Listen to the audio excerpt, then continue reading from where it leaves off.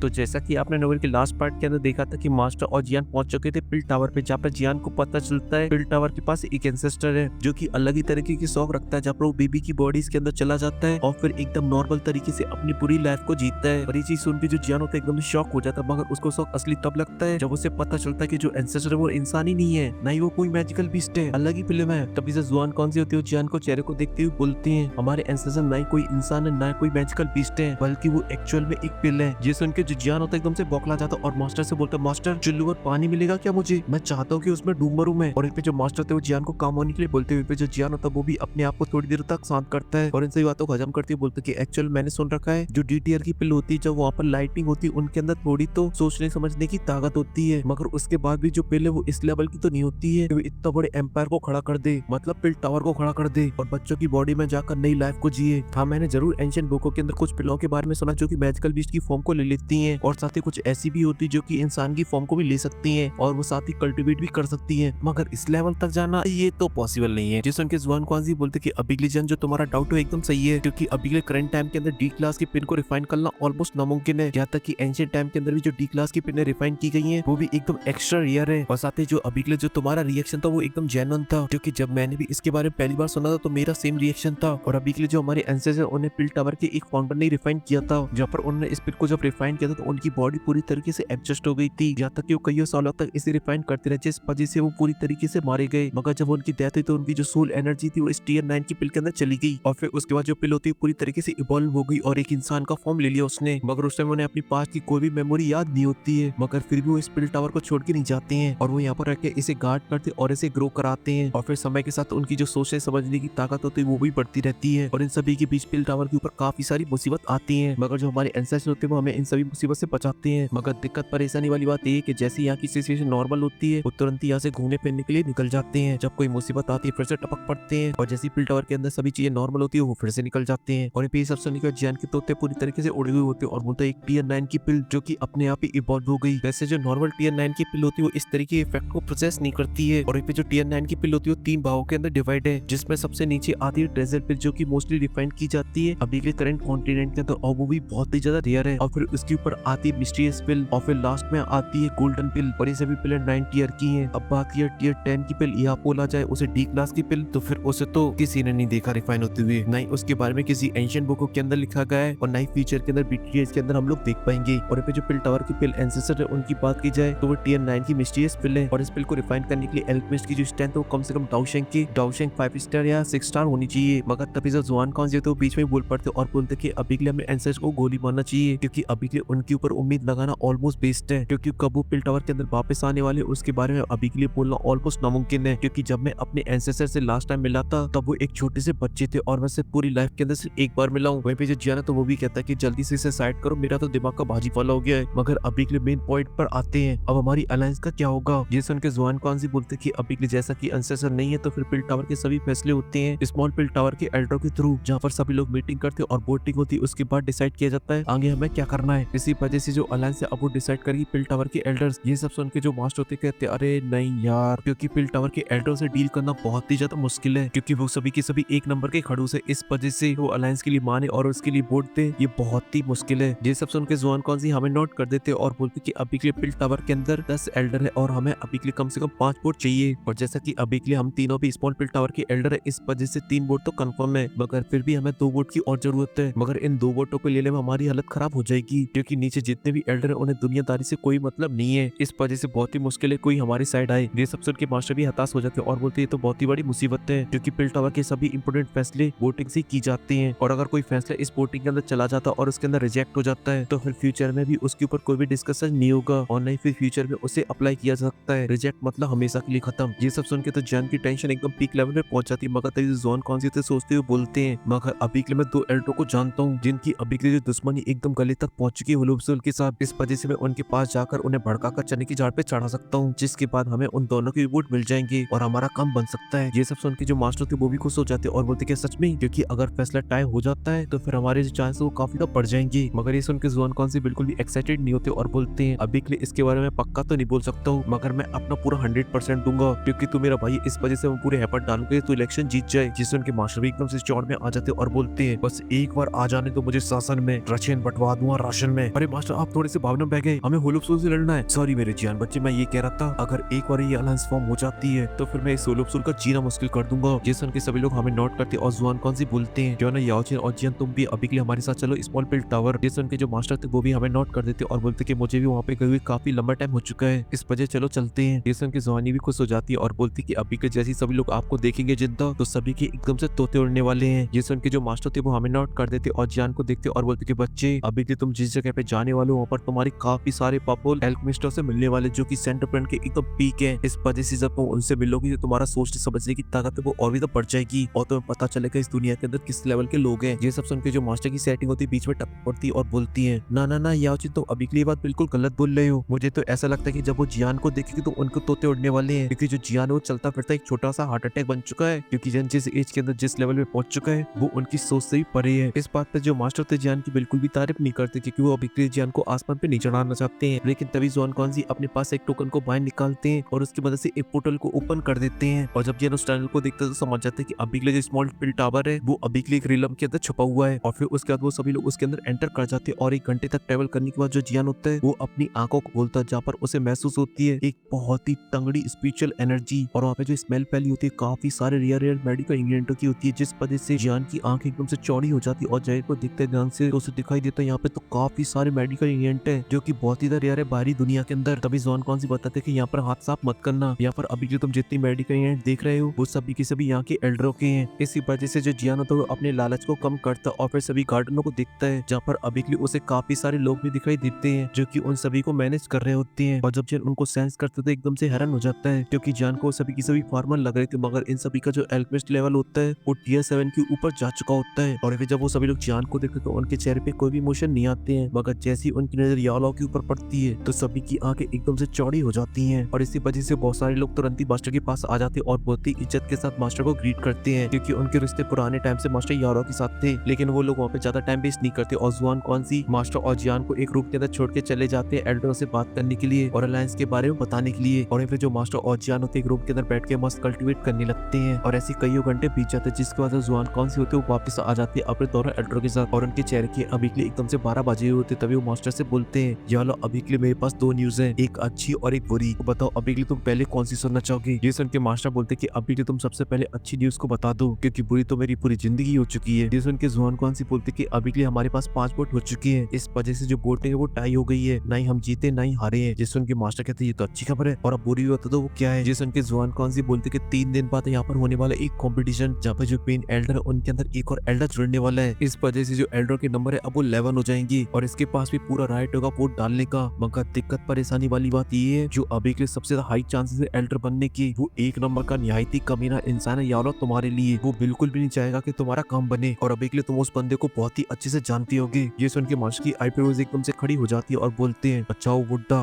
बंदरा हुआ। ये सुन के जुआन कौन सी बोलते कि हाँ तुमने बिल्कुल सही पहचाना, जो कि तुम्हें देखते उसका एकदम से खून खोल उठता है, चाहे फिर वो बंदरा है इस वजह से हो या फिर वो तुम्हारा कॉम्पिटिटर है सबसे बड़ा इस वजह से क्योंकि तुमने उसके सबसे बड़े सपने को छीन लिया था। जब पिल गैदरिंग कॉम्पिटिशन हुआ था तब तुम उस पिल गैदरिंग कॉम्पिटिशन को जीत गए थे और उस बंदे को मुंह की खानी पड़ी थी और वो अभी भी इस चीज को लिए बैठा हुआ है। इस वजह से अगर वो एल्डर बन जाता है तो फिर तुम वोट के बारे में भूल ही जाओ, वो गलती से भी तुम्हें वोट नहीं देने वाला है। ये सब सुन के मास्टर की सेटिंग मास्टर की पर भड़क जाती है और बोलती है अभी के लिए इन सभी चीजों में तुम्हारी गलती है, अगर तुमने उस टाइम पर पिल टावर की एल्डर पोजीशन को नहीं छोड़ा होता तो फिर आज हमें ये सब नहीं करना पड़ता, आज तुम्हारा यहाँ पे ऑरा होता टॉरा होता और रिपोर्ट तो ऐसे डरता यू चुटकियों में। और फिर जो मास्टर था वो डांट सुनने के बाद भी कोई भी जवाब नहीं दे पाते क्योंकि उन्हें पता ही नहीं था अभी के लिए इस भड़की औरत से क्या बोलूं। मगर कुछ भी वो पूरे रूम के अंदर एकदम से सन्नाटा फैल चुका होता है, सभी के सभी काफी ज्यादा टेंशन में होते हैं। लेकिन तभी जो मास्टर की सेटिंग होती है बोलती है अच्छा ठीक है टेंशन मत लो क्योंकि मेरे पास एक बहुत ही तगड़ा आइडिया है, अगर हम उस बंदर को एल्डर बनने ही ना दे तो कैसा रहे। ये सुन के जुआन कौन सी बोलती कि अभी के लिए जॉली तुम कैसी बातें कर रही हो, अभी के लिए इस पूरे स्मॉल पिल टावर के अंदर ऐसा कोई बंदा नहीं है जो उस बुड्ढे की बराबरी कर पाए और जो एक है हमारे याओचिन साहब उन्होंने तो एल्डर पोजीशन को छोड़ दिया, इस वजह से फिर से एल्डर पोजीशन को नहीं ले सकते हैं। अब ये सुन देखो जो मास्टर की सेटिंग होती है एकदम से अदाएं दिखाने लगती और बोलती अच्छा कोई भी नहीं है, अरे थोड़ा सा इधर उधर देखो, अभी के लिए याओचिन के बगल में पिल गैदरिंग कंपटीशन का चैंपियन खड़ा है जो कि फ्यूचर सक्सेसर है इस पिल टावर के जायंट एल्डर का। और मैं अभी के लिए बात कर रही हूँ सेंट ज़ाओयान की जिसके पास अभी के लिए इस पिल टावर के अंदर औहदे की कोई भी कमी नहीं है, इस वजह से वो बहुत ही आसानी से इस कंपटीशन के अंदर भाग ले सकता है, किसी के बाप पे दम नहीं जो उसे रोक पाए। और टैलेंट की बात है तो किसी से छुपा ही नहीं है। जिस उनके जुआन कौनसी की आंखों में भी चमक आ जाती है और बोलते कि तुमने बिल्कुल सही बोला, मगर अभी के लिए बात उसे हराने की है तो मुझे लगता है ये बहुत ही मुश्किल मुश्किल होने वाला है जियान के लिए भी, क्योंकि वो बुड्ढा बहुत ही बड़ा पुराना खिलाड़ी है। मगर तभी मास्टर पीछे बोलते कि टेंशन की कोई बात नहीं है, अभी के लिए उसको बताने का टाइम आ चुका है। मैं हार सकता हूँ मगर मेरा चेला नामुमकिन, इसलिए इस कंपटीशन के लिए भर दो मेरे चेले का नाम। वहीं पे ये सुन के सभी लोग इसके लिए मान जाते हुए जो जियान होता है खड़ा हुआ देख रहा होता है और बोलता है कि मुझसे भी तो पूछ लो मास्टर जी, मास्टर की सेटिंग सीन है जोन कौन सी, अभी के लिए आप मेरा भी फैसला ले लो। तभी जो मास्टर तो जियान से उससे पता चले अभी के लिए तुम्हारा क्या फैसला है। जैसे उनके मास्टर बोलते कोई फैसला ही नहीं है, हाँ है मेरी तरफ से, क्योंकि मुझे अलायंस को बनाना है। अब देखते हैं नेक्स्ट एपिसोड के अंदर क्या जियान एल्डर पोजीशन को ले पाएगा कि नहीं ले पाएगा, और साथ ही जियान किस टीयर की पिल को रिफाइन करता है। और आप बहुत सारे लोगों का एक सवाल था कि ज़ाओ ज़ाओ कहाँ पर है, वो इन सभी एपिसोड के अंदर क्यों नहीं दिखाई दे रही है। तो इसका जवाब ऑथर ने दिया कि ज़ाओ ज़ाओ बहुत ही ज्यादा रेयर है, इसी वजह से उसे बहुत ही हाई सिक्योरिटी के अंदर रखा जाता है और उसको गार्ड करते जियान की पपेट, क्योंकि वो लड़की इस कॉन्टिनेंट का सबसे बड़ा ट्रेजर है, जहाँ पर वो बिना कोई कल्टीवेशन करे स्टार बिग तो करती रहती है हर महीने के अंदर। और साथ ही उसका जो फायर एलिमेंट वो भी बहुत ही तगड़ा है, इसी वजह से किसी दुश्मन की नजर उसके ऊपर पड़ती है तो उसे कोई बाबा आएगा और उसे जोरी में डाल के वहां से ले जाएगा। और इसका नमूना यार लेंस की फाइट के अंदर सभी लोगों ने देख लिया था, जहाँ पे पूरी फाइट चेंज हो जाती है और सभी लोग ज़ाओ ज़ाओ को पकड़ने के पीछे चले जाते हैं। इसलिए अभी के लिए आप सभी लोग ज़ाओ ज़ाओ के लिए वीडियो को लाइक करें, साथ ही चैनल को भी सब्सक्राइब करें। मैं मिलता हूँ नेक्स्ट वीडियो में, तब तक के लिए मेरी तरफ से आप सभी को बहुत सारा प्यार।